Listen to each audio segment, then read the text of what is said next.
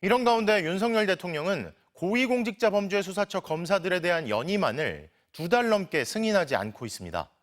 오는 27일 공수처 검사 4명의 임기가 끝났는데 나흘 안에 윤 대통령이 제거하지 않으면 최상병 순직 사건 수사 외압 의혹을 수사 중인 수사 4부에는 평검사 1명만 남게 됩니다. 구민지 기자가 보도합니다. 공개 소환 조사는 지난 5월 김계환 사령관이 끝이었습니다. 호주 대사로 출국 직전 자진 출석한 이종섭 전 국방장관도 다시 부르지 않고 있습니다. 이시원, 임기훈 등 전직 대통령실 인사 소환도 아직입니다. 최상병 순직 사건 외압 의혹 수사가 대통령실 앞에서 멈춘 겁니다. 수사는 공수처 수사 4부가 맡고 있습니다. 김건희 여사 공천 개입 의혹 고발 사건도 4부에 배당됐습니다. 일은 많은데 수사 인력은 적습니다. 검사가 3명입니다.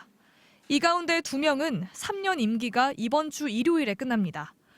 공수처 검사는 3년마다 공수처 인사위 심사를 통과하면 대통령 재가 후 최장 12년까지 일할 수 있습니다. 그런데 윤석열 대통령이 8월에 공수처 인사위가 만장일치로 의결한 연임안을 뚜렷한 이유 없이 2달 넘게 제거하지 않고 있는 겁니다. 여당에서는 연임 반대 주장도 나오고 있습니다. 마트 사건 빨리 처리한다 하는 생각으로 연임은 기본적으로 하지 않는 것이 원칙이다.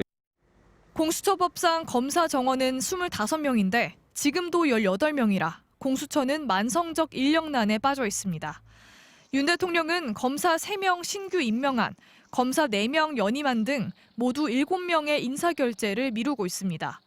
반면 지난달 사표를 낸 검사에 대해서는 일주일 만에 결재를 했습니다.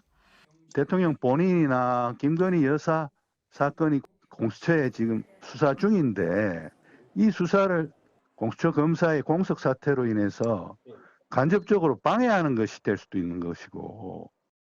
내년도 정부의 수사 관련 예산안을 보면 검찰은 올해보다 4% 증가한 반면 공수처는 17% 삭감됐습니다.